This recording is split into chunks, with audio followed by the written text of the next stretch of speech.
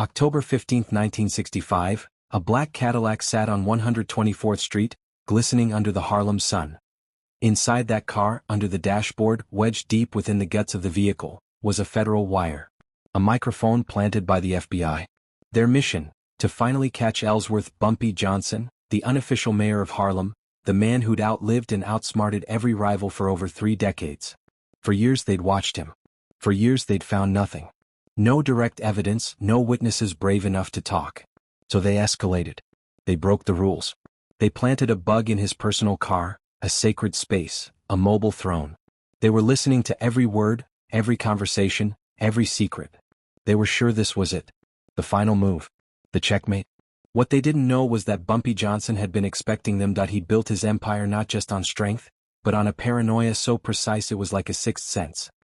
He knew the rhythms of the street, the shifting tones of a loyal man's voice, the unnatural weight of a tapped phone.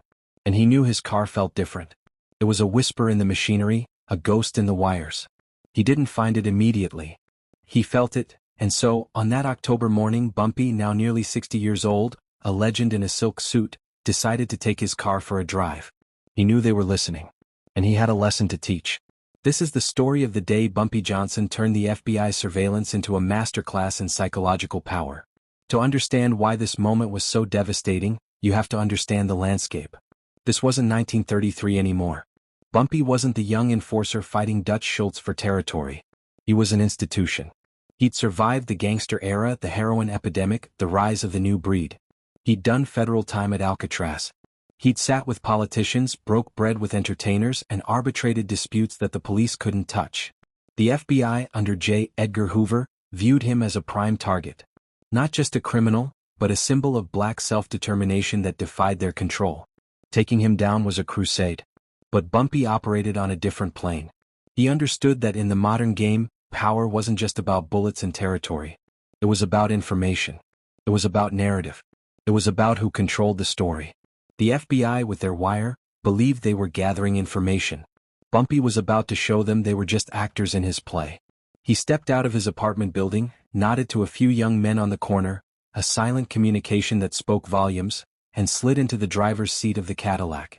He didn't look under the dash. He didn't sweep for devices.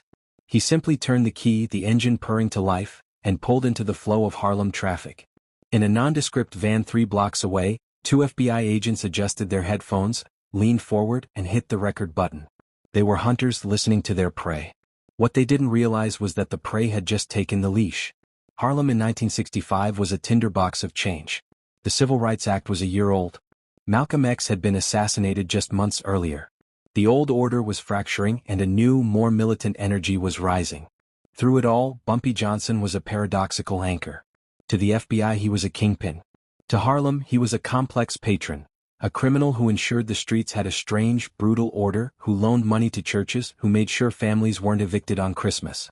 He was a bridge between a dying world and one being born in fire. This context made the FBI's wiretap more than an investigation. It was an invasion. It represented everything Harlem distrusted. A distant, hostile government prying into its affairs, trying to dismantle one of its own pillars, legalities be damned. Bumpy understood this cultural schism perfectly. He knew the FBI agents listening weren't just lawmen, they were outsiders. They didn't speak the language, literal or figurative. They heard words but they wouldn't understand meaning. They listened for crimes but they were deaf to context.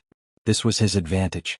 His response wouldn't be a lawyer's motion to suppress evidence. It wouldn't be a violent retaliation. It would be a performance so audacious, so dripping with contempt and cool control, that it would render their entire expensive, illegal operation a joke. He drove first to a newsstand. He bought a paper. He made small talk with the vendor about the weather, about the Yankees' disappointing season. Normal, mundane, boring, the agents in the van side bored themselves. This was the legendary Bumpy Johnson? Gossiping about baseball? Then he drove to a meeting. Not a secret summit, but a very public lunch at a well-known restaurant. He sat with a local pastor. The agents perked up. This was it. Maybe a payoff disguised as a donation. They strained to listen. Bumpy and the pastor discussed the church's roof repair fundraiser. They talked about the upcoming community bazaar. They debated the best way to get the city to fix potholes on 130th Street. For 45 minutes, it was a masterclass in civic responsibility. Not a single illicit word. The agents were frustrated. Was he clean? Or was he just careful? Bumpy paid the bill with a crisp $100 bill, told the pastor to keep the change for the roof fund. A generous, public gesture. The microphone captured it all. It captured nothing. This was phase 1 of his lesson, normalization. He was showing the FBI his world, but only the sanitized, respectable surface of it. He was making their sophisticated surveillance tool a conduit for the most mundane aspects of his life. He was devaluing their prize before they even knew they'd lost. After lunch he didn't go home. He didn't go to a back room. He drove. He left Harlem, crossing the bridge into the Bronx. The agents in the van followed at a discreet distance, excited. Maybe he was leading them to something bigger, a warehouse, a meeting with suppliers. Bumpy drove to the Bronx Zoo. He parked. He got out and for the next hour, walked slowly through the zoo alone. He stopped at the lion enclosure, watched the big cat pace for a long silent 10 minutes. The FBI agents, shivering in their van outside the gates, were utterly baffled. What was the message? Was this a code? A drop point? It was just a man looking at a lion. The sun began to dip, casting long shadows. Bumpy got back in the Cadillac. The agents, tired and irritable, were now deep in confusion. Their recording tapes were filling up with sermons, lion roars, and baseball trivia. Then Bumpy started to talk. Not to a passenger. To himself. Or so it seemed. His voice, calm and conversational, filled the car and, through the wire, the headphones in the van. "You know," he began as if addressing an old friend, "it's a funny thing about listening." The agents froze, hands clutching their headphones. A man thinks that because he hears a thing he understands it. But hearing and understanding, they're worlds apart. He drove smoothly, his tone philosophical, almost weary. "You can hear a symphony," Bumpy continued, "but if you don't know music, all you hear is noise. You can listen to a conversation in a language you don't speak, and you'll catch nothing but the tone." He paused, letting the hum of the engine fill the void. The agents looked at each other, a cold dread beginning to creep in. Was he talking to them? "It's a violation, of course," Bumpy mused. "Putting your ears where they don't belong. In a man's home. In his car. It shows a lack of character. A lack of strength. A real power doesn't need to sneak. A real power can look you in the eye." He was not angry. He was disappointed. The tone was that of a teacher scolding a dim, unethical student. Then he got specific. "The problem with your device," he said, his voice dropping to a conspiratorial whisper that made the agents lean in, "is the installation. The man who put it in, he was in a hurry. Probably scared. Left a scratch on the ignition column. A professional wouldn't do that. An amateur leaves marks." In the van, the blood drained from the agents' faces. He knew he had known the entire time. Every moment of their day-long surveillance, the restaurant, the zoo, the drive, had been a performance for a captive audience he knew was there. They weren't hunters. They were the entertainment. Bumpy wasn't having a paranoid monologue. He was conducting a seminar. And his lecture topic was their own incompetence. "I wonder," Bumpy said, his voice shifting to one of mild curiosity, "what Mr. Hoover would think of this little project. The cost of the equipment. The man-hours. 2 grown men, federal agents, following a senior citizen to look at penguins. To listen to him talk about his gout medicine." He let out a soft, dry chuckle. The budget request for that must have been a masterpiece of fiction. The humiliation was now complete. He wasn't just exposing their operation. He was mocking its very economics, its bureaucratic absurdity. He was reducing the mighty Federal Bureau of Investigation to a pair of incompetent stalkers wasting taxpayer money. For the FBI, being outsmarted was a setback. Being ridiculed was an atomic blow to their authority. But Bumpy wasn't finished. The lesson had a final, devastating chapter. He drove back towards Harlem, but not to his home. He drove to the Midtown Tunnel, heading into the heart of Manhattan. The agents, now completely destabilized, followed, their mission in tatters but their protocol demanding they continue. They were trailing a man who was openly taunting them, and they had no choice but to listen. Bumpy drove to Foley Square, the epicenter of federal power in New York. The courthouses. The federal buildings. He circled the block slowly, his monologue now ceased. The tension in the van was unbearable. What was he doing? He pulled the Cadillac over to a curb, right in front of a nondescript federal office building, not FBI headquarters but close enough to be a direct provocation. He turned off the engine. For a full 5 minutes there was silence. Just the distant sounds of city traffic. The agents watched from down the block, cameras with telephoto lenses snapping pictures, recorders rolling, capturing nothing but ambient noise. Then Bumpy's door opened. He stepped out, adjusting his suit jacket and his fedora. He didn't look around. He didn't glance at the surveillance van. He walked to the trunk of his own car. He popped it open. From the trunk he retrieved a small, generic toolbox. He closed the trunk, walked around to the driver's side door and opened it again. He leaned into the car, his upper body disappearing from view. The agents watched, utterly confused. Was he fixing something? Was this part of a drop? Then, after 2 minutes, Bumpy emerged. In his gloved hand, held delicately between his thumb and forefinger like a dead insect, was a small, wire-tangled electronic device. The bug, the prized, illegally planted microphone. He held it up to the light of the setting sun, examining it with an expression of detached academic interest. He made sure the van and their cameras had a perfect, unobstructed view. Then he did the unimaginable. He didn't smash it. He didn't throw it in the sewer.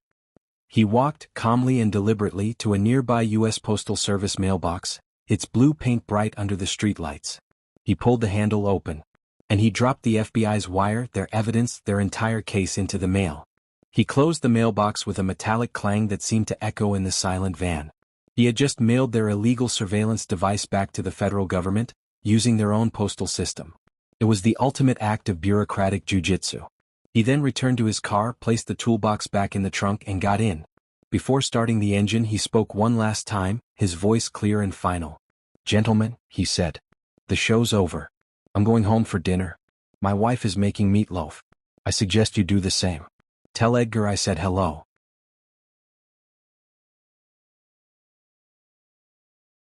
He drove away. The agents did not follow. There was no point. The operation was not just compromised, it had been ritualistically murdered and its corpse mailed back to sender. The drive back to their office was conducted in a state of profound shock. The tapes they brought back weren't evidence. They were trophies for Bumpy Johnson, a recording of his total victory. The story of course leaked. It was too perfect, too humiliating. On the streets of Harlem, it became an instant legend, told in barbershops and pool halls with reverent laughter. Bumpy didn't gloat publicly. He didn't have to. The act spoke for itself. The FBI, for their part, could never admit to the illegal planting of the device. They were trapped by their own lawlessness. To charge him with anything related to the bug would be to admit their crime. They were silenced by their own misconduct. This was the core of Bumpy's lesson in power. Real power isn't about who has the bigger gun or the thicker file. It's about control of the situation.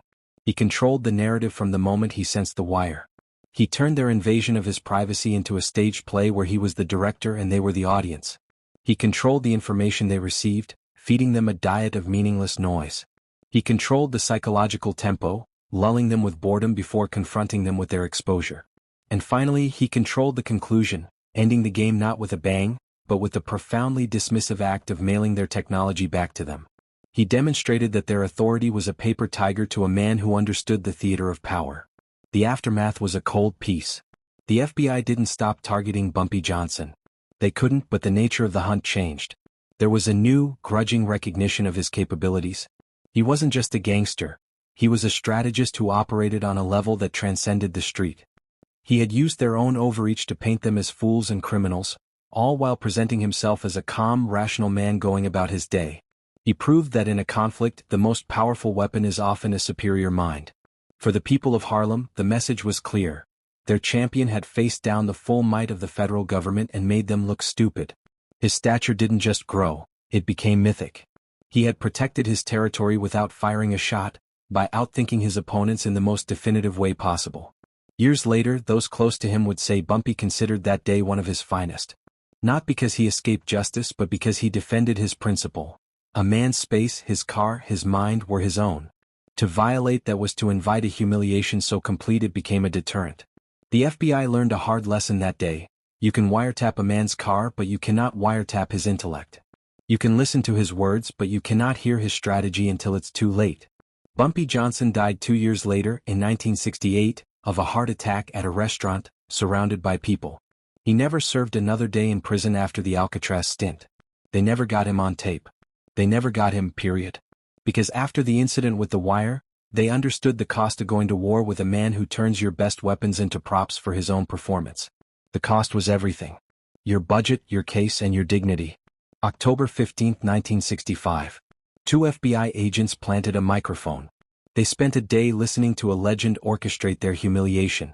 And a single, mailed-back piece of electronics became a symbol of a power they could never touch. If you understand why mailing that bug was smarter than destroying it, you're starting to understand the mind of Bumpy Johnson. He didn't just win. He created a parable. He wrote the story himself and he made the FBI characters in it. This was never about crime and punishment. It was about respect and territory. And Bumpy Johnson taught the most powerful law enforcement agency in the world where his territory began and ended, at the edge of his mind. If this story showed you what real power looks like, smash that subscribe button. We're telling the Bumpy Johnson stories that live in the shadows of history, the moments of genius that built the legend. The code that kept him free. Drop a like if you think outsmarting the FBI is the ultimate power move. And in the comments, what's the one lesson you take from Bumpy's response? More untold stories of strategy and street legend are coming. Don't miss the next one.